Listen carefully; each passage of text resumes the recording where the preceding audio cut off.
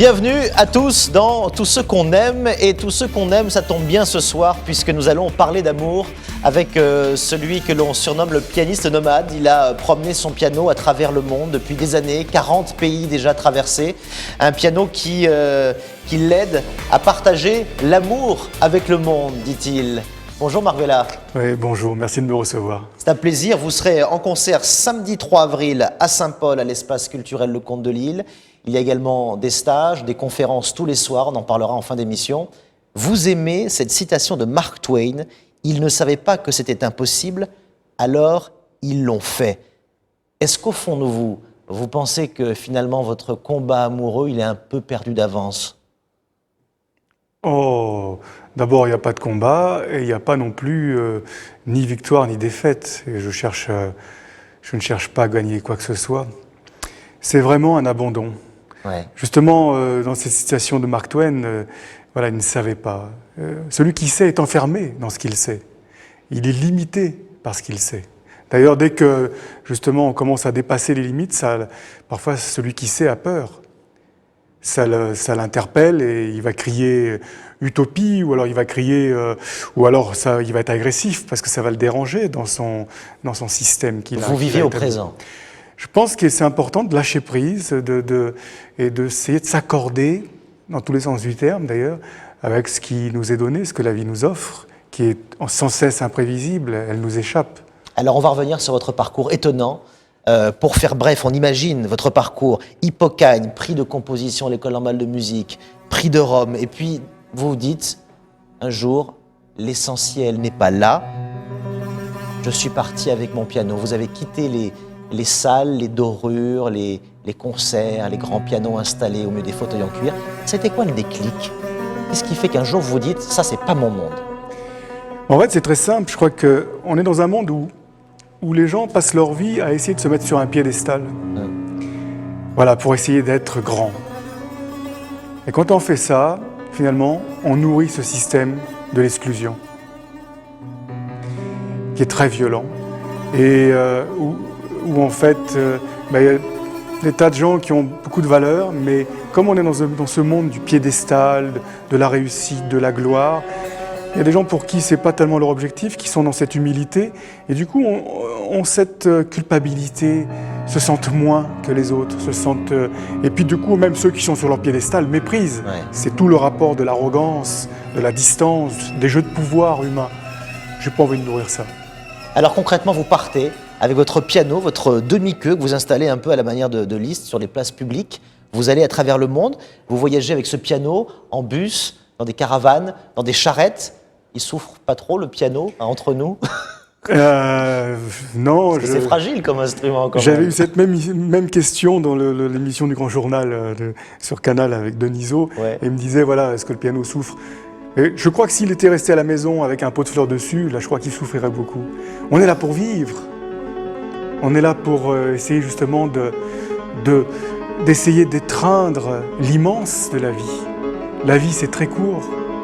Est-ce que je dois la vivre justement à m'agripper à ce piédestal, à mes petites victoires, à mes petits calculs souvent mesquins et dérisoires?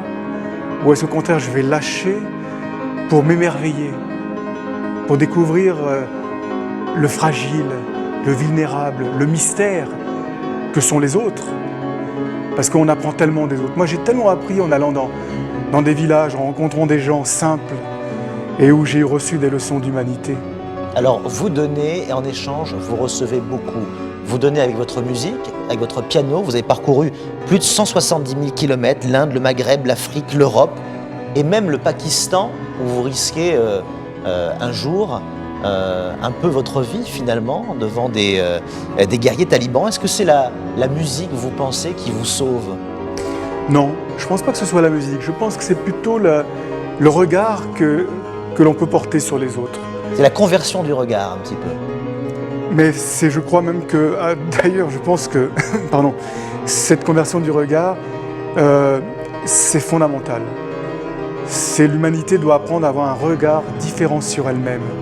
Tant qu'on va nourrir justement les rapports de pouvoir, tant qu'on va nourrir l'ego, il n'y a pas d'issue. Et tant qu'on était 5 milliards d'humains, ces jeux de pouvoir, c'était amusant, ça générait des guerres, on s'entretuait, bon, enfin amusant, c'est un euphémisme, hein. C'est pour rigoler, enfin c'est pour, voilà, c'est tellement effroyable, que peut-on faire que peut-on dire face à cette horreur? Mais le problème, c'est que demain, on va être 10 milliards d'humains, et 10 milliards d'humains qui portent le même regard sur l'autre, dans le mépris, dans l'indifférence, dans le jugement, il n'y a pas d'issue. Alors il y a une phrase d'un moine de Tibérine que vous aimez beaucoup, qui s'appelle Christophe d'ailleurs. Le frère Christophe. Voilà, frère Christophe. Pour gagner le cœur des hommes, il faut aimer. Oui. Est-ce que vous pensez que dire je t'aime, si ce n'est peut sauver le monde, mais du moins peut l'aider à aller mieux? Moi, je reste convaincu que quand on va vers les gens avec un regard de tendresse, de bienveillance, d'amour, les cœurs s'ouvrent. Et moi, je reste convaincu que ça peut faire beaucoup plus de bien ça que des millions d'euros, de dollars qu'on injecte. Et souvent, ça génère de la corruption, des détournements et des guerres, finalement. Voilà, je crois que l'amour est vraiment salvateur. La crise nous demande ça. La crise n'est pas financière, contrairement à ce qu'on nous dit.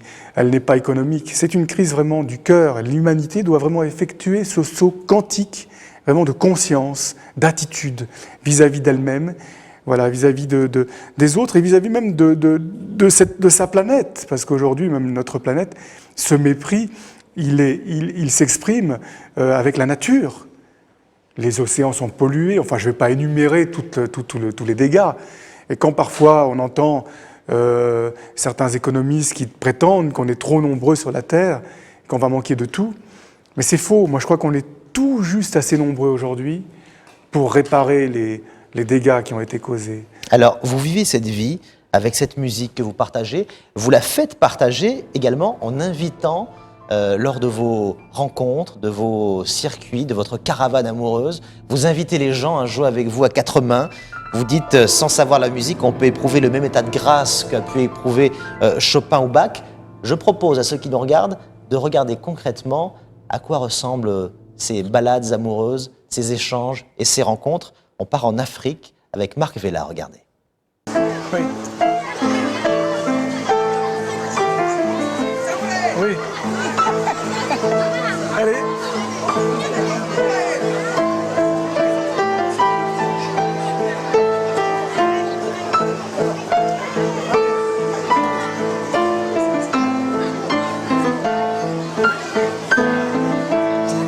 Bravo!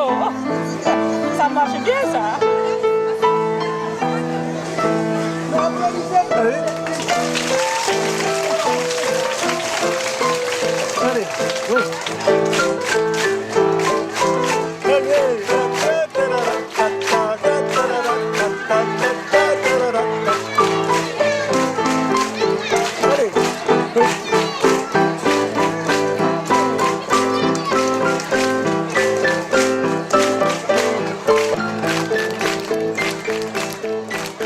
Alors si là on ne sent pas le partage, si là on ne sent pas l'amour que vous donnez, je crois qu'on ne le sentira jamais. C'est un quatre mains étonnant où il n'y a pas de fausse note. Vous en faites même l'éloge de la fausse note. Un jour, il y a un pasteur qui vous a dit qu'on devait se réconcilier avec soi-même. Est-ce que vous pensez que dans la vie, finalement, dans notre propre vie, il n'y a pas de fausse note, que chaque pas est utile?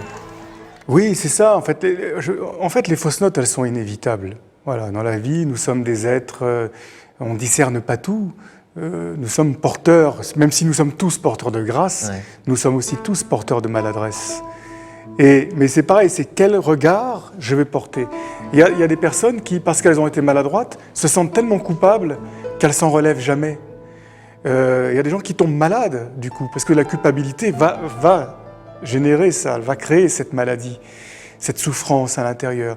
Et je crois que c'est très important, justement, d'apprendre à être tendre avec soi-même, à être vraiment dans cette compassion avec soi, qui va aussi engendrer la compassion avec l'autre. Vous dites que les gens manquent de tendresse aujourd'hui. Moi, je pense que le monde a besoin de tendresse. Qu'il faudrait même des endroits de tendresse où on pourrait Absolument.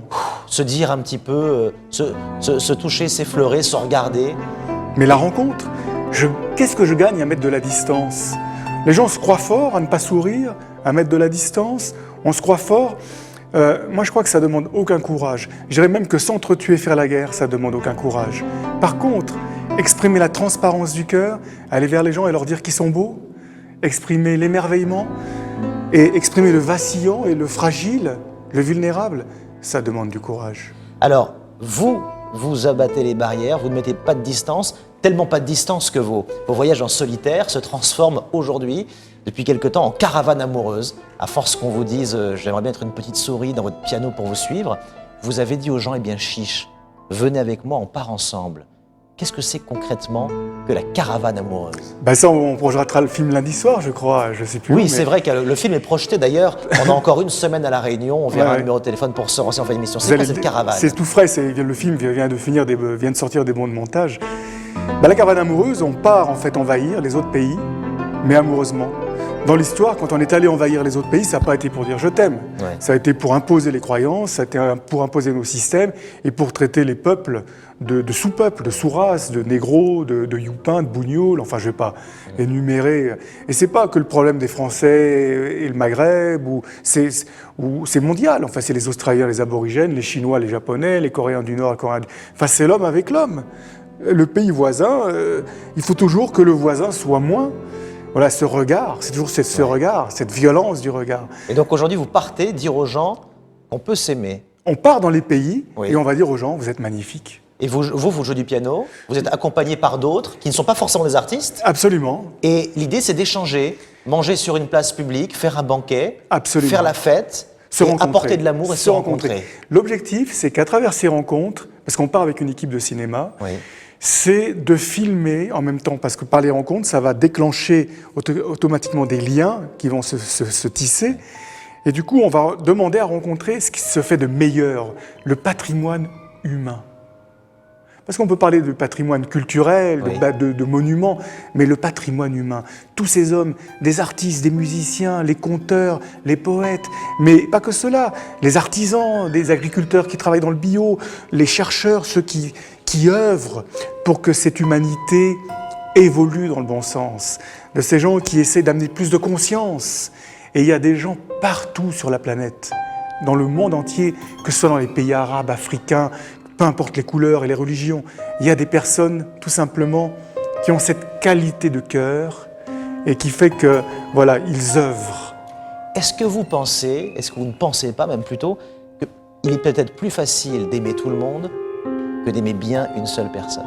Non, c'est pas Non. incompatible. C'est pas incompatible. C'est pas incompatible. D'ailleurs, aimer bien, ça veut dire quoi, aimer bien une seule personne? Alors justement, pour vous, c'est quoi aimer bien? Ben moi, j'ai ma compagne que j'aime bien, que j'aime en fait. Vous aimez, voilà, oui.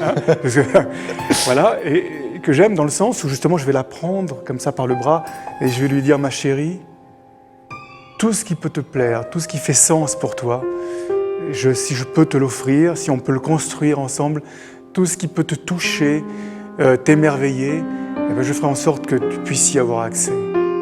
Pour comprendre un petit peu la clé, Marc Vella, mais Offrir le vaste à rapidement, l'autre et non pas nos peurs et nos limitations. Souvent, on offre à l'autre nos jalousies, nos doutes. On possède l'autre, il y a une sorte d'emprise. C'est pas ça l'amour. ne pas posséder. Non. L'amour, c'est vraiment, c'est tout l'inverse. C'est Ouvrir. Oui. C'est donner à l'autre tous les possibles parce que la vie, c'est court. Qu'est-ce que c'est que la vie d'un être humain? Alors donc, tu vas posséder quelqu'un, une personne, là, tu la mets sous cloche et après, elle va vieillir, qu'est-ce qu'elle va dire? Tu m'as empêché de vivre.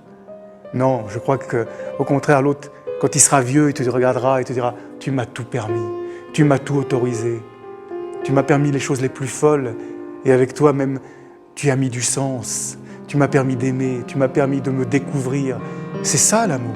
Pour comprendre un petit peu la clé qui est peut-être dans votre livre, dont on a vu la jaquette en début d'émission, qu'on reverra également, est-ce que vous pensez que votre vie, qui a été parsemée d'épreuves, vous a amené à ça? Votre enfance un peu ballottée, un beau-père violent, une maman malade, un jeune frère qui meurt très vite, une vie amoureuse un peu chaotique au début. Est-ce que vous pensez que vous cherchez aujourd'hui finalement à remplir cet amour que vous n'auriez pas eu ou que vous essayez de sublimer quelque chose qui vous a manqué? Non, plus aujourd'hui. Je pense qu'effectivement, pendant une vingtaine d'années, j'ai cherché à combler. Ouais. Mais aujourd'hui, non. Aujourd'hui, il y a ce lâcher-prise. C'est le don gratuit. Absolument. Aujourd'hui, gratuit. c'est vraiment d'inviter les personnes à être. De leur dire, mais vous savez, il y a tellement de gens brisés par la vie. Tellement de gens qui sont dans la détresse, qui n'osent pas, qui se disent la vie, c'est pas pour moi. Qu'est-ce que je suis, moi? Les gens qui se considèrent rien, qui se considèrent pas importants. Mais tous les êtres sont importants et de leur dire « tu as de la valeur, tu es beau, tu es belle, ce que tu es fait sens, tu comptes sur cette terre et tu peux aussi apporter de l'espérance. » Et c'est ça, quand on part à plusieurs comme ça dans la caravane amoureuse, avec les gens, c'est justement de leur dire voilà, vous pouvez aussi apporter de la grandeur, ce que vous êtes. Chaque être est cadeau pour le monde. Alors, je vais montrer de beaux cadeaux également pour le monde. La caravane amoureuse. Marc Vella, dans ce livre, on comprend votre démarche, on vous suit dans ce que vous avez déjà fait, on a peut-être également envie de vous suivre.